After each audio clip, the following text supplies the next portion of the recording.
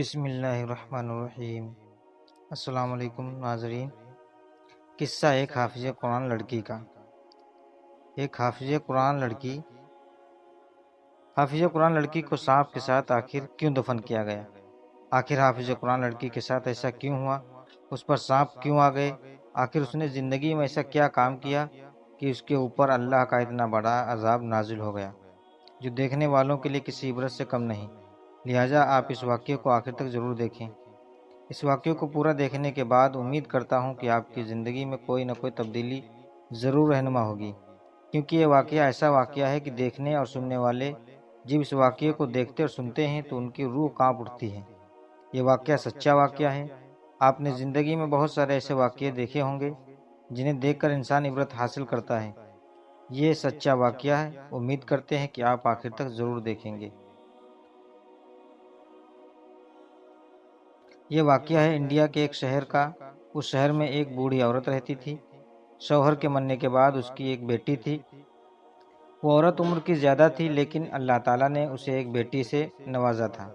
شوہر وفات پا چکا تھا۔ وہ خود اپنی بیٹی کو پالنے کے لیے، اس کی اچھی تربیت کرنے کے لیے محنت کرتی تھی، لکڑیاں بھی بیچتی اور وہ کپڑے بھی سلائی کیا کرتی۔ اس عورت کا نام نجتہ تھا۔ نجتہ بہت اچھی خاتون تھی۔ وہ چاہتی تھی کہ اس کی بیٹی بڑی ہو کر ایک اچھی حافظ قرآن بنے تاکہ لوگ اس کی بیٹی کی تعریف کریں اور اس کا کردار ایسا کردار ہو جو آنے والی تمام نسل کے لیے ایک مثال بن جائے۔ اس کی بیٹی جو منہ سے نکالتی وہ اسی وقت اسے پورا کر دیتی۔ اس کی بیٹی کا نام مہرما تھا۔ مہرما شکل صورت کی بہت معصوم اور خوبصورت تھی۔ نجد کی یہ خواہش تھی کہ اس کی بیٹی حافظ قرآن بنے۔ اس نے اپنی بیٹی کو ایک مدرسے میں داخلہ کروایا اور گھر میں بھی اسے قرآن پڑھایا کرتی تھی، کیونکہ وہ خود بھی حافظ قرآن تھی اور وہ چاہتی تھی کہ جیسے میں حافظ قرآن ہوں میری بیٹی بھی مہرما بھی حافظ قرآن بنے۔ اس کی بیٹی بھی اچھی اور فرما بردار تھی۔ وہ ماں کی عزت کرتی۔ آہستہ آہستہ دن گزرتے گئے۔ وہ خود اپنی بیٹی کو قرآن مجید کا سبق دیتی اور گھر میں بھی وہ قرآن مجید روٹین کے ساتھ پڑھتی تھی۔ نماز بھی وہ پڑھتی اور تہجد بھی ادا کرتی۔ اس کی نیکی کی کوئی کسر نہ رہ گئی تھی۔ بہت نیک ہو چکی تھی۔ بچپن سے اس کی ماں نے اسے حجاب کرنا سکھایا تھا کہ بیٹا جب بھی باہر جاؤ حجاب میں نکلو اور گھر میں بھی رہو تو سر سے دوپٹہ نہ اترے تاکہ کوئی تمہارا ستر عورت نہ دیکھ لے، تمہاری ذات پر انگلی نہ اٹھائے، جو بھی تمہیں دیکھے تو نظریں جھکا لے، کیونکہ حجاب بہت اچھی چیز ہے۔ وہ لڑکی کی حفاظت کی بہت بڑی چیز ہے جو اللہ تعالیٰ نے ایک مسلمان عورت کو تحفے کے طور پر دی ہے۔ اس کی ماں اپنی بیٹی سے بہت محبت کرتی تھی۔ دن گزرتے گئے، مہرما بڑی ہوتی گئی۔ مہرما پہلے سے زیادہ خوبصورت ہو چکی تھی۔ وہ اپنی ماں کو کہتی تھی، ماں میں تیرا خواب ضرور پورا کروں گی، میں ایک دن حافظ قرآن ضرور بنوں گی۔ اس کی ماں کہتی، بیٹا میں اللہ سے ہر نماز میں دعا کرتی ہوں کہ اللہ میری بیٹی کو حافظ قرآن بنا۔ اسی طرح جب مہرما ماں 17 سال کی عمر کو پہنچی تو اللہ تعالیٰ نے اس کی ماں کا ایک خواب پورا کر دیا۔ آج وہ دن آ چکا تھا جب مہرما نے قرآن مجید کو حفظ کرنا تھا۔ آخرکار مہرما نے قرآن مجید حفظ کر لیا۔ اس کی ماں جب یہ خبر سنتے ہی اس کی بیٹی قرآن مجید کی حافظ ہو چکی ہے تو خوشی سے رونے لگی۔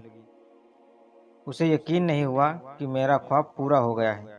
وہ رونے لگی اور اس وقت کو یاد کرنے لگے کہ جب بیٹی تیرا باپ اس دنیا میں چلا گیا، خاندان والوں کی باتیں برداشت کر کے میں نے تجھے پالا اور آج تو ایک نیک لڑکی کے روپ میں میرے سامنے بیٹھی ہے۔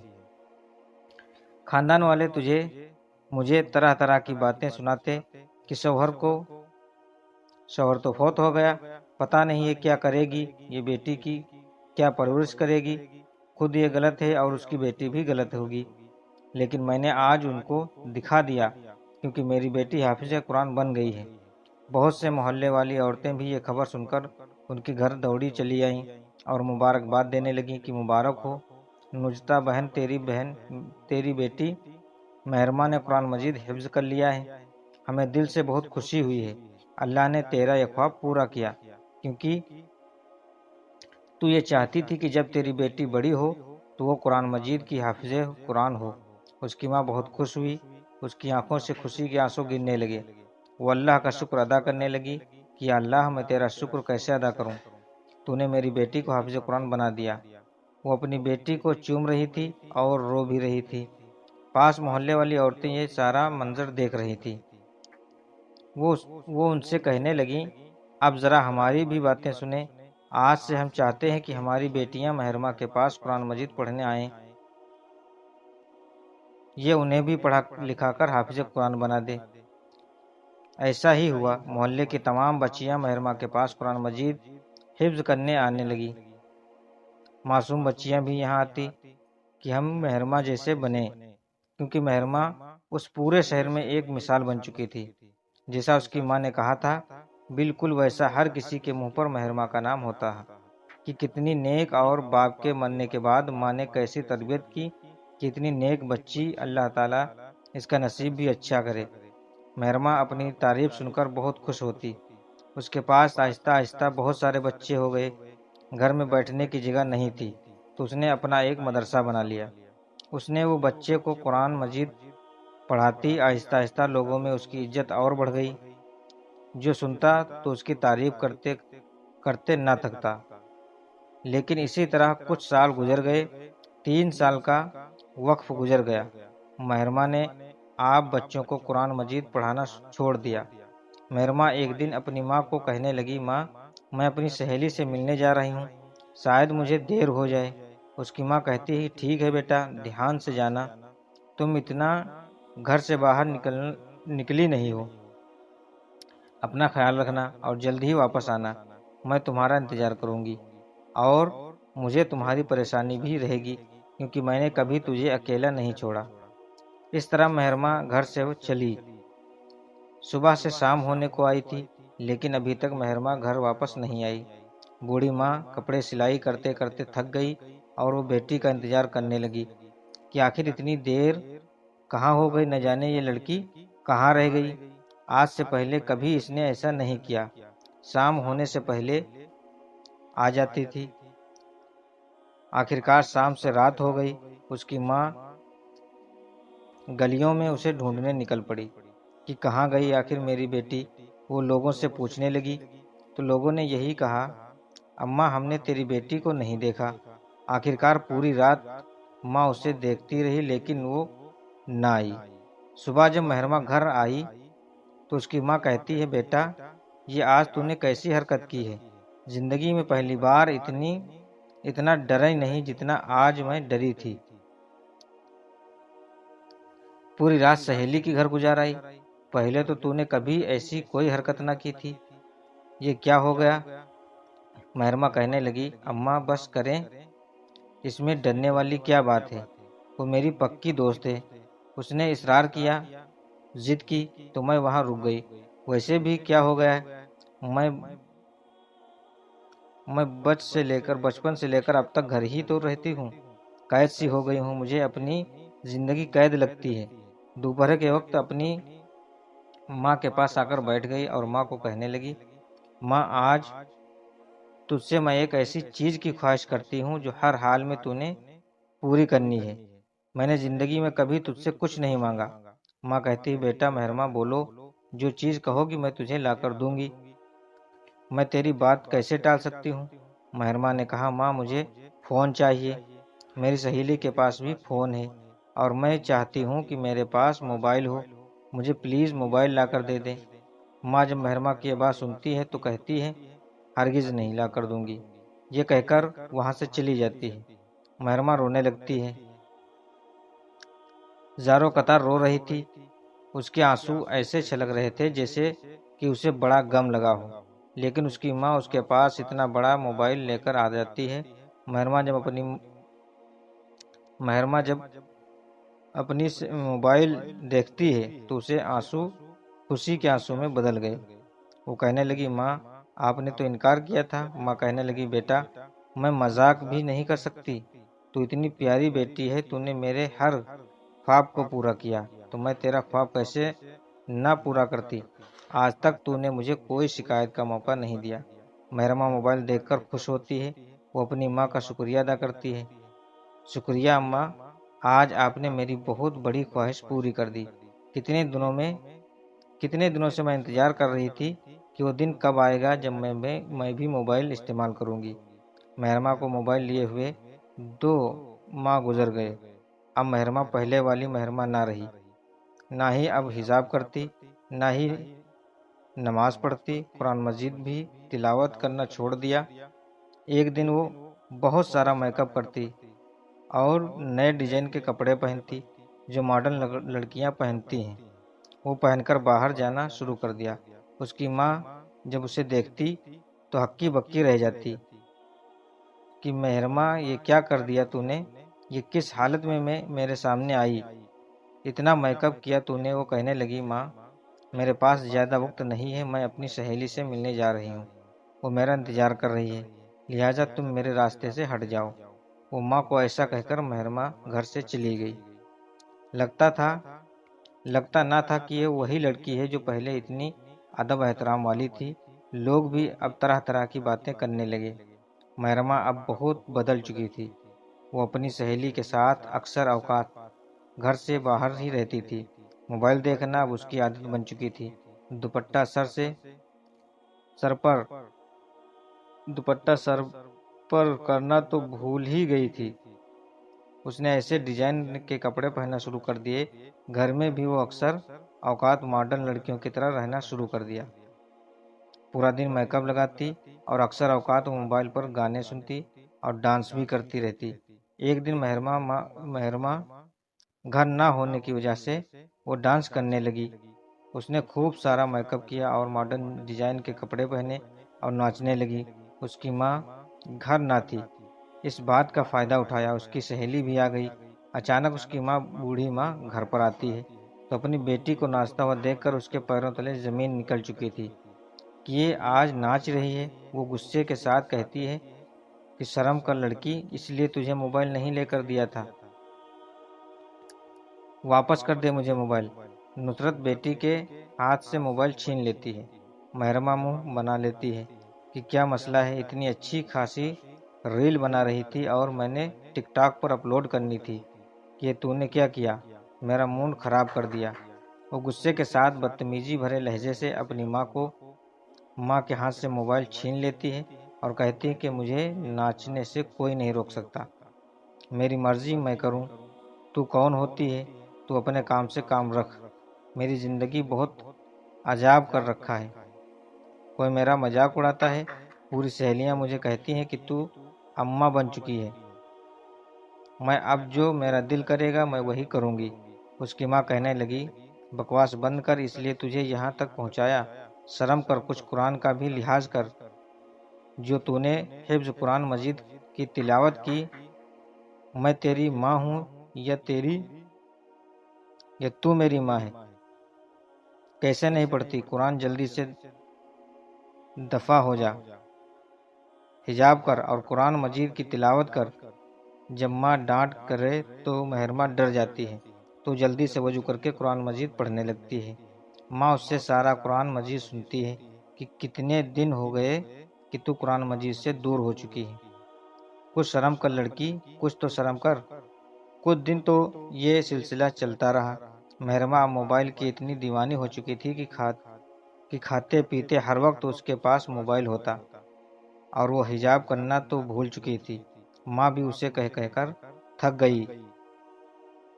ہاں لوگ اس کی تعریف کرتے، اب وہاں لوگ اسے عجیب نظروں سے دیکھتے۔ ایک دن محرمہ خوب سارا میک اپ کرتی اور اچھے کپڑے پہن کر وہ گلی میں آ کر کھڑی ہو جاتی اور کسی کا انتظار کرنے لگتی۔ ادھر ماں اپنی بیٹی کا انتظار کر رہی تھی کیونکہ اسے گھر سے نکلنے 3 گھنٹے گزر چکے تھے۔ ماں پریشان ہوئی کہ اب لڑکی میرے ہاتھ سے نکل چکی ہے، جانے میری بیٹی کو کس کی نظر لگی کہ وہ اتنی بدتمیز اور خود غرض ہو گئی ہے۔ ماں انتظار کرتی رہی لیکن بیٹی گھر نہ آئی۔ بیٹی ادھر پارک میں کسی لڑکے کے ساتھ باتیں کر رہی تھی۔ اس کے تعلقات اب زیادہ خراب ہو چکے تھے۔ وہ لڑکوں کے ساتھ خوب باتیں کرتی اور ان کے ساتھ پورا دن گزار دیتی تھی۔ پارٹی میں جانا، ہر روز ہوٹلنگ کرنا اب اس کا معمول بن چکا تھا۔ آخرکار اس کی ماں تنگ آ کر اس کا پیچھا کرنے لگی۔ آخرکار وہ دیکھتی ہے کہ اس کی بیٹی پارک میں بیٹھی لڑکے کے ساتھ میں ہاتھ میں ہاتھ ڈال کر ہنس ہنس کر باتیں کر رہی ہے۔ ماں دیکھتی ہے تو اسے بہت غصہ آتا ہے کہ میری زندگی بھر کی محنت آج اس لڑکی نے اتنا برا صلہ دیا۔ مجھے یقین نہیں ہو رہا کہ میری لڑکی اتنا آگے بڑھ جائے گی اور بے حیائی میں پہلا نمبر حاصل کر لے گی۔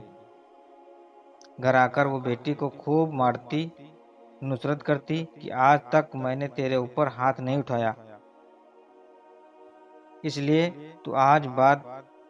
تو اس بات کا ناجائز فائدہ اٹھا چکی ہے، اور میری زندگی کی سب سے بڑی بھول تو یہ تھی کہ میں نے تجھے موبائل لے کر کیوں دیا۔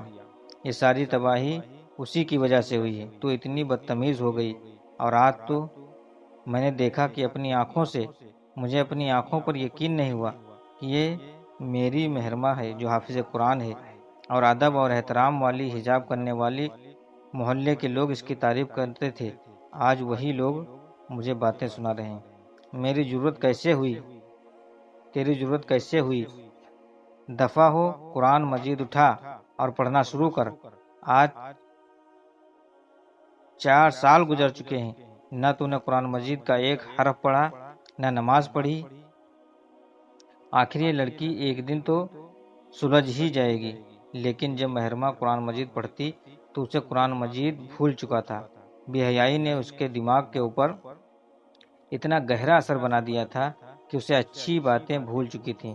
نماز نہ پڑھنا، قرآن مجید کی تلاوت نہ کرنا، اس کا صلہ تو اسے ایسا ملا کہ اللہ کا عذاب آیا اور اللہ کی لعنت اس پر برسی۔ مہرماں کو قرآن مجید بھلا چکا تھا۔ آہستہ آہستہ مہرماں پاگل ہو گئی۔ وہ اکیلی کمرے میں پورا دن بند رہتی، چیخ مارتی رہتی، کپڑے پھاڑتی رہتی۔ آخرکار 1 ماہ گزر گیا، مہرماں کی حالت نہ ٹھیک ہوئی اور وہ مر گئی۔ اس کی ماں رونے لگی کہ میری بیٹی مجھے تنہا چھوڑ کر چلی گئی۔ محلے کے سارے لوگ کہنے لگے، تیری بیٹی اتنی نیک تھی، لیکن اب اس کی حرکتیں خراب ہو چکی تھیں۔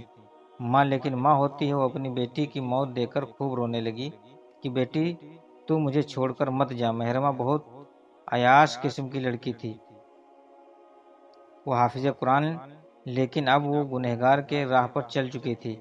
جیسے ہی اسے غسل دیا گیا، اس کے بعد فوراً جنگل کے سانپ نکل کر اس کے اوپر آ کر لپٹ گئے۔ وہاں کھڑے لوگ ڈر گئے کہ یہ سانپ کیوں آ کر اس کے لاش کے ساتھ آ گئے ہیں۔ وہاں کے لوگ پوچھنے لگے کہ تیری بیٹی تو حافظ قرآن تھی، بتا اب یہ کیا ماجرا ہے؟ یہ سانپ اس کی لاش کے اوپر راکھ کیوں ڈس رہے ہیں؟ لوگوں کی باتیں ماں کے دل پر تیر کی طرح لگ رہی تھیں۔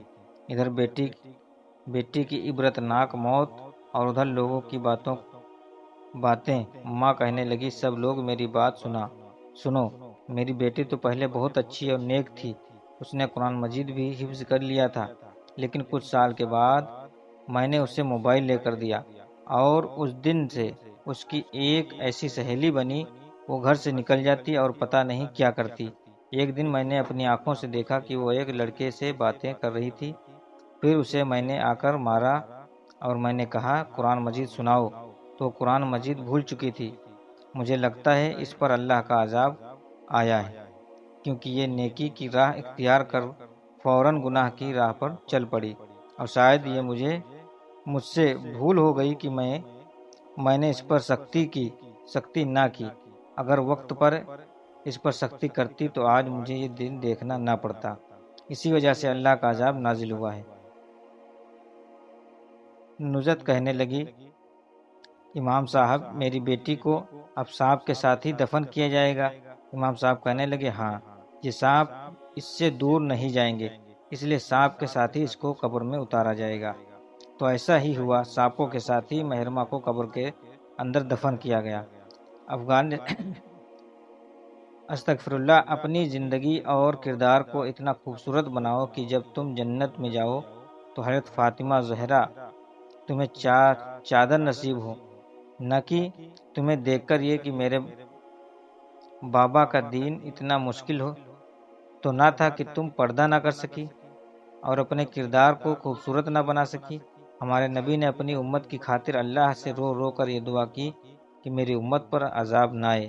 اس کے باوجود ہم گناہ کریں اور اس کی نافرمانی کریں تو ایسی زندگی پر لعنت ہے۔ جو برائی کی طرف جائے اور نیکی سے دور بھاگے، جیسا کہ مہرماں نے کیا، پہلے تو نیک تھی لیکن آخرکار وہ گناہ کی راہ پر چل پڑی۔ اللہ ہم سب کو گناہوں سے بچائے اور نیکی کرنے کی توفیق دے، آمین۔ امید کرتے ہیں کہ آج کا یہ دلچسپ واقعہ آپ لوگوں کو اچھا لگا ہوگا۔ جزاک اللہ۔